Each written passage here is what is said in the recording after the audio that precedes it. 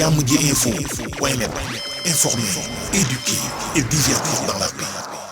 yow mu bëgg a jot xibaar yu sell te woo waaye itam bu ànd ak njàngalee ak xel mu dal ak jàmm gaawal gaaw abonné suñu compte YouTube bi nga xam ne moo di Jamoji Info point net. ba léegi Sénégal Namibie 4-1. Le score. Sénégal à 9 points. Donc naka nga gis prochain match bi nga xam ne ñu ngi ciy jëm.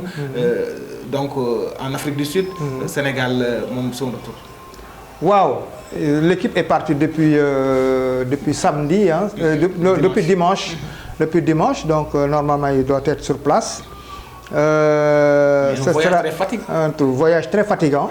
Un voyage très fatigant parce que l'équipe a montré des signes de fatigue dans les 15 dernières minutes l'autre jour contre ici à Thiès. Mais mais je crois que l'équipe voyage dans de très bonnes conditions. Donc ils auront le temps de bien récupérer, hein, de préparer le match dans les meilleures conditions possibles. Parce que chaque match a sa vérité. Chaque match a sa vérité. C'est un match qu'il faut gagner pour assurer sa qualification. Ça ne sera pas un match facile parce qu'aucun match n'est facile. Surtout ici en Afrique. C'est des matchs à couteau tiré. Il faut se battre. Il faut sortir des tripes. Hein? Il faut montrer beaucoup de générosité. Hein? Et ça, il faut être prêt physiquement pour ça. Mais je crois que si l'équipe met les choses en place, on peut gagner ce match-là beaucoup plus facilement qu'à Thiès. Parce que eux aussi, ils jouent à l'extérieur, parce que ce n'est pas leur terrain, ce n'est pas en Namibie, ce n'est pas en Afrique du Sud. Donc, on joue sur un terrain neutre. Donc, les chances sont des chances égales. Hein? Donc, ce que je voulais dire par là, c'est-à-dire, eux, ils vont tout faire pour attaquer, combler le retard qu'ils ont eu ici à Thiès. Et nous, on aura beaucoup d'espace. Hein, parce qu'ils vont laisser en attaquant, ils vont laisser des espaces. Et nous, on a des joueurs rapides qui aiment les espaces devant et on va en profiter. Et je te dis que, on en reparlera, ce sera un match encore beaucoup plus facile pour nous offensivement que qu'on a joué samedi à Thiès. D'accord. Le système de jeu, bi passé, gis nañ ko fii donc mooy Namibie Sénégal. Système de jeu bi Aliou Cissé tegoon système, c'est quel système de jeu par rapport, est-ce que boobu tam doyaat na la pour retour bi? Oui, c'est un 4-3-3. 4-3-3. C'est un 4-3-3. Aliou Cissé, il a joué en 4-3-3. Et je crois qu'avec le potentiel qu'on a, l'équipe en 4-3-3, l'équipe s'adapte mieux. S'adapte mieux parce qu'on a des excentrés qui jouent bien leur rôle, qui vont vite, hein, offensivement, hein, qui sont des joueurs de ballon. Hein, donc au milieu de terrain, il y a Idrissa Gana Gueye qui récupèrent beaucoup de ballons, hein, et qui font jouer l'équipe. Et je crois que sur ce plan-là, il n'y a pas de problème. L'équipe s'adapte mieux en 4-3-3 qu'en 4-4-2 ou 3-5-2, comme les gens ont l'habitude de le dire. Voilà, donc il n'y a pas de problème pour ça. Donc gis nañ ki nga xam ne mooy Keita Diao Baldé, gis nañ que Namibie ku xam équipe bi la mën nañu wax la fois passée ici à Dakar marqué woon na même chose, marqué waat na encore Keita Diao Baldé. Mu mel ni donc am na fa place trop en fait ci présence am ci Namibie encore. waaw ci équipe bi Keita Diao Baldé, c'est un joueur de talent. Loolu on le lui reconnaît, mais Keita Diao Baldé carrière bi mu waroon def sax defu ko pour différentes raisons. Je vais pas rentrer dans les détails, mais xam nañ ne c'est un joueur qui peut encore plus apporter à l'équipe nationale que ce qu'il est en train d'apporter à l'équipe nationale. C'est à lui de se bouger, c'est à lui de se faire mal, hein, de prouver que c'est un joueur de talent. Et l'équipe du Sénégal a besoin de lui. Et c'est à lui de se rebiffer. Voilà. Ban jour nga koy méngale par rapport nos Lions yi passé, parce que système bi muy demee kan nga koy xaw a méngale en fait tuuti. Waaw, il a à peu près les mêmes physionomies que El Hadj Diouf d'un côté, hein, sur le plan du jeu, sur le plan technique, hein, mais mais il n'est pas libéré. Il n'est pas libéré. Donc il faut qu'il se libère. Hein? L'entraîneur a confiance en lui, on le fait venir. Donc c'est à lui de prendre ses responsabilités. Hein? Et ça c'est un problème de personnalité. D'accord. Parce que joueur am na foo xam ne soo fa tolloo du entraîneur moo lay téye naan la defal lii jëlee initiative bi. yow yaa koy def. Parce que regarde Sadio Mané. Regarde Sadio Mané, je ne vais pas attendre que tu me poses la question, mais Sadio Mané, je l'ai toujours dit au début, les gens le critiquaient, il ne porte pas l'équipe, il fait pas ceci, il prend pas certaines initiatives.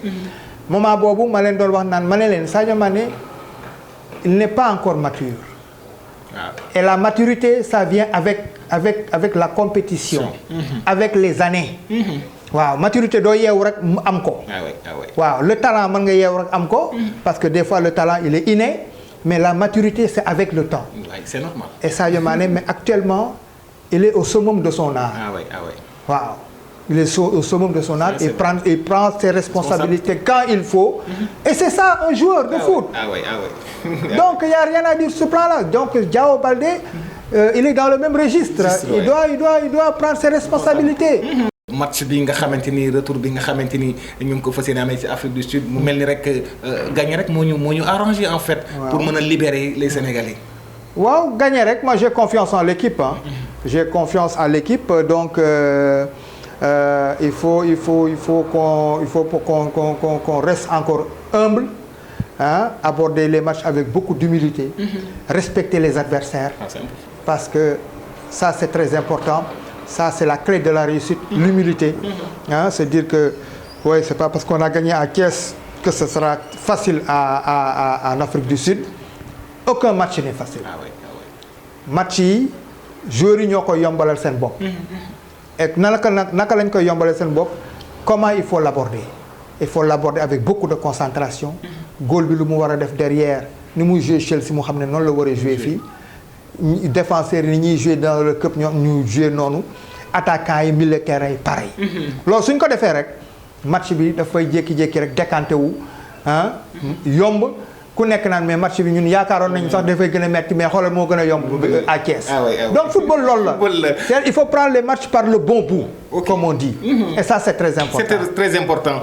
fi may daanale mu mel ni kon donc ce samedi bi retour Sénégal tey ci Afrique du Sud gis nga ni ndax match bi nga xamante ni nga ko gisee. score gi dina bëri par rapport noo ko jàngatee ndax da nga ci gis score bu xaw a élargi.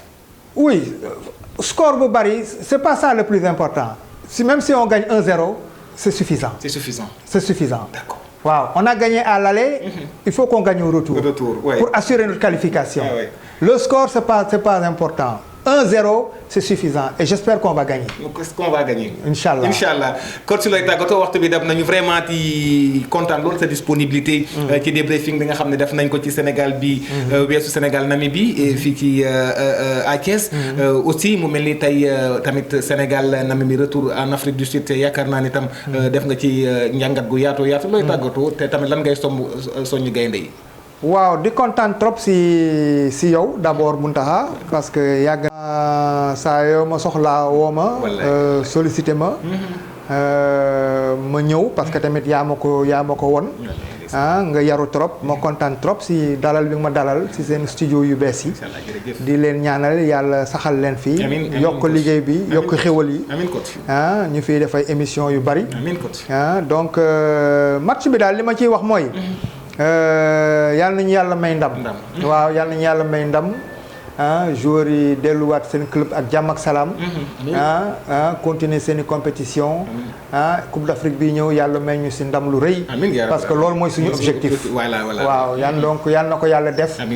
ñu gën a taxawal liggéey bi. gën see jàpp. parce que équipe nationale moom équipe nationale lu sénégalais yëpp la. donc su compétition internationale amee. il faut que ñëpp jàpp si yéen les journalistes. les reporters sportifs. les anciens footballeurs comme nous donc ñun ñëpp loolu mooy suñu war te yàlla na ko yàlla def. amiin ba accompagner équipe bi. amiin coach vraiment je suis très content. jërëjëf coach. jërë ngeen jëf mbokku téléspectateurs yi saf woon jàmm ji info gis ngeen débriefing bu am solo ak coach Moustapha Jules Boucher yaakaar naa kenn dootul réere mbir ki xam-xamam màcc loolu macha allah. ci lu bari ñu bëri di ko gis tam ci plateau télévision yi nga xamante ni tamit day partager ak ñoom ci expérience bi ko ci yàlla dénk macha allah te ku xam foot ñu di ko nuyuwaat bu baax coach itam di la santaat bu baax sa disponibilité di la ñaanal yàlla gën laa taxaw gën la sàmm gën a yokk expérience bi tam bu baax a baax ne pourquoi pas un jour nag yaakaar naa ne équipe bi nag équipe nationale Sénégal soxla na la ci wet ndax li ngay wax da nga ko xam fi nga koy teg te ñu bëri xam la xam nga football moom li may wax nit moom da ngay xam ba noppi soo ko daal di jëf macha allah loolu mu ngi ci yow tamit nga yor école de foot yaakaar naa tam nga yor fa ay ndaw yoo xam yaa ngi leen di tàggat bu baax a baax école de foot bi yaakaar naa yàlla na yàlla gën ci def réussite mbokk équipe bi di leen fàttali rek seen jotaay 100% foot la woon fii ci jàmm ji info di santaan bu baax a baax ci wàllu éclairage bi Seydina Omar cadrage beeg montage bi soxnaa ji tam ci ko santaat bu baax ci wàllu jàppandal gi ci wàllu présentation bi 100% foot Mouhamed Lamine Muntaxa la woon di leen jox dig daje incha allah beneen jotaay xam naa ne ginnaaw yeneen jotaay ci rek ngeen ñuy topp rek di ànd rek di wéy di abonné ci compte YouTube bu jàmm ji info waaye tam di bës ci cloche de notification bi tax vidéo bu dugg ngeen koy am à 100% kon nag ba beneen yoon sant nañ leen gërëm lañ leen jàmm ji info point net informer, éduquer et divertir dans la paix. yow muy bëgg a jot xibaar yu sell te woo waaye itam bu ànd ak njàngalee ak xel mu dal ak jàmm gaawal gaaw abonné suñu compte YouTube bii nga xam ne moo di jàmm ji info point net